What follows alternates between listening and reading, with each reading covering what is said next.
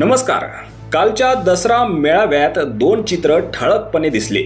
मुंबईतल्या शिवतीर्थावर उद्धव ठाकरे यांच्या सभेत शिवसैनिक पावसाचा तडाखा सहन करत रेनकोट आणि छत्र्या तसेच खुर्च्या देखील डोक्यावर घेऊन ठामपणे उभे राहिले. अखंड पावसात सुद्धा ठाकरेंचं भाषण तेवढ्याच उत्साहाने त्यांनी ऐकलं.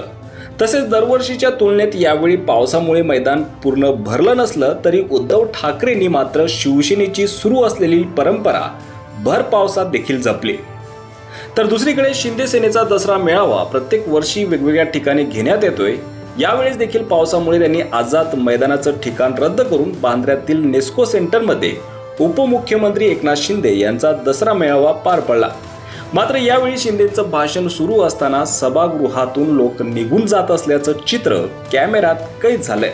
यावरूनच आता ठाकरे गटाच्या नेत्या सुषमा अंधारे यांनी ट्विट करत शिंदेंच्या दसरा मेळाव्याचा एक व्हिडिओ शेअर केलाय.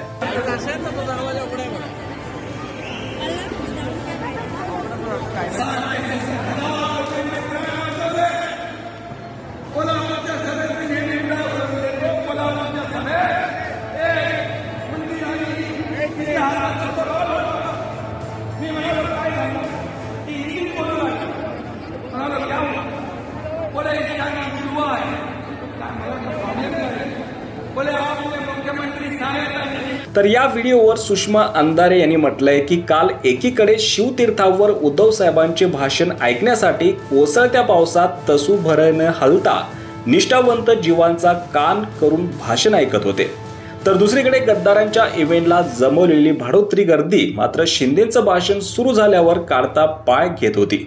गर्दीने जबरदस्ती भाषण ऐकावं म्हणून नेस्कोचे गेट बंद करून कोंडण्याचा त्यांना प्रयत्न झालं असं देखील सुषमा अंधारे यांनी म्हटलंय.